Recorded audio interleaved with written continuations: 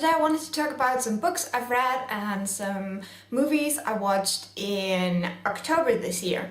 So I have to be honest, October was very stressful, so I didn't get around to watch any Halloween movies, which was so sad, but I just didn't have any time. So let's talk about the couple of things that I did get read.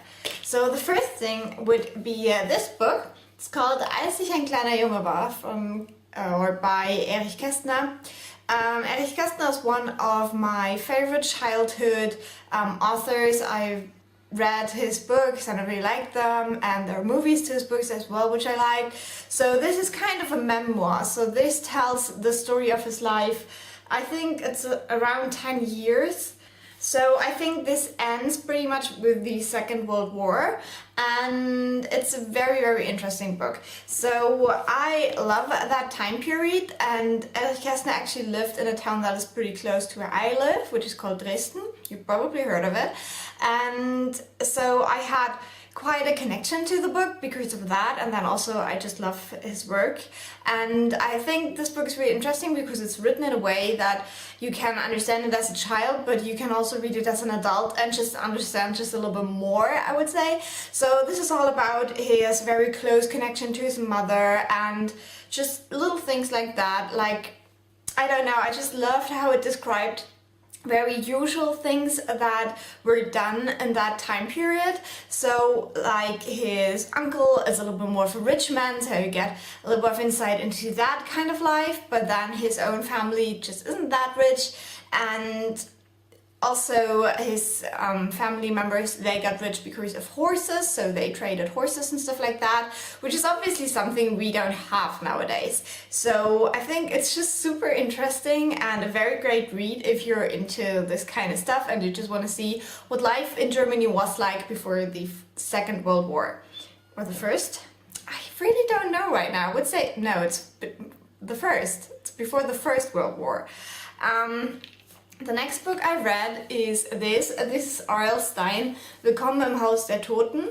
The English title is Welcome to Dead House, and it was actually the first published English book, but it's the second one in the German publishing order.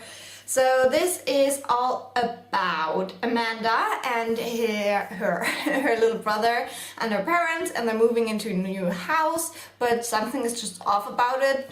The children really don't like moving, and Amanda starts seeing things, but no one believes her, obviously, and then it just all goes from there. And they have a dog, and the dog runs away, and they have to go find him.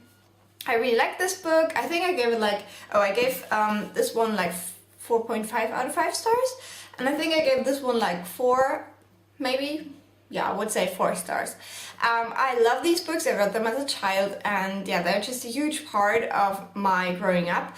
Yeah, I just love them so much, and I love the reread, and I think you can still enjoy them when you reread them now, just because they're just a super quick read and you don't have to spend a lot of time with it, but it's also really cute, and I love that there's always like this twist at the end, so you never know what really happened, and there's always this chance of maybe you will have to experience that as well one day. You know, you could, because it's never really solved. So I love that. I think the series is great, and I will definitely reread the next book in the series soon. So then, for the biggest thing this month, I finally finished the Shadowhunter books. So that is, oh gosh, City of Bones, City of Ashes, City of Glass, City of Lost Souls, City of Fallen Angels, I don't know which one is first, and City of Heavenly Fire, so those 6 books. And I am very happy that it's over. So I wanted to do this more like a series review instead of talking about every single book. Basically, it's about a girl called Clary, or Clarissa, and she always thought she's a normal girl, but then one day she's going to a club with her best friend, and she sees some guys that are committing murder, and no one else can see them. So she's kind of intrigued and also a little bit scared, and then her whole world changes basically. So I think I really enjoyed the first 3 books. Like, I think I gave the first one about 3.5 stars, the second one 4 stars, third one 3.5 stars, and then the fourth and the fifth book were really boring. I just hated those. I gave them around 2 stars. And then the last book was okay again. I think I gave that 3 or 3.5 stars. So I feel like it just dragged on a little bit too much. I have to say there were definitely characters that I loved, like Magnus. Obviously everyone loves him, so I feel like there are definitely aspects that I really liked about the series, but then as always the main character, she's just not my kind of girl. I don't know, I just found her a little bit too plain and too boring, and I just don't believe in that whole love at first sight and this is my first true love, and I don't know, that's just not my cup of tea. So I love Chase. Chase is pretty cool. I think he really got me through the series. So for the first 3 books he's quite there, like you have him a lot in the story and he's important and stuff like that. Then for the 4th and the 5th book he just got so weird, and it has a reason, but you know, you just want him back so badly. In the 6th book again he's himself, I would say. So yeah, that was just something that bothered me with the 4th and the 5th book, that he was just so changed and you didn't always know why, and I don't know, that just really bothered me. Then for the villains, like you first have Valentine, obviously. I think he's kind of okay, but then I always feel like he doesn't really have a lot of complexity to his character. He's just there and he's mean, but that's basically all you get. And the same thing with Sebastian. I think he's supposed to be even more evil, but on the other hand, I felt like there was always something missing with his character. Like, I really liked the way he was, but I wanted to like him even more, and there was just something off about his character, and I just wanted to like him much more than I actually could with the book. So other than that, I think the other characters are pretty okay. I like Alec. I think what he goes through is quite relatable, and yeah, Isabel is quite cute, and Simon I really did not like. I don't know, I just hate those best friend guys. But yeah, other than that, I think it's a cool series, but I really don't get the hype. I just don't understand why people love it so much. I think it's good when you're a teenager, but yeah, I don't know, it just gets too much hype, I think. I will probably check out the other series, like Clockwork Prince and stuff.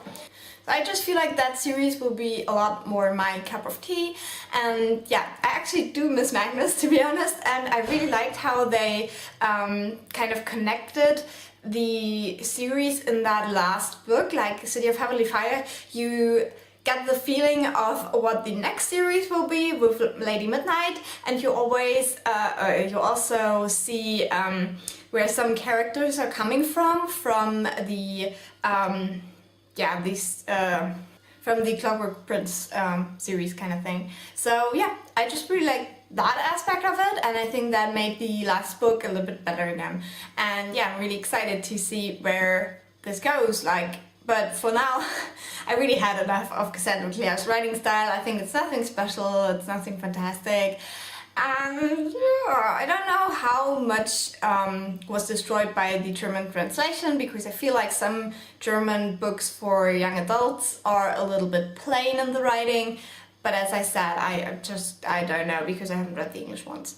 So yeah, then I also watched the movie adaptation of the first book, but I really didn't like that. I think Chase was so wrong in that movie, and I don't know, I just really didn't like the movie. I also watched the Netflix show. With that one, I think it's a lot better. They definitely got Chase right, which is important for me because he's just my favorite character of the series.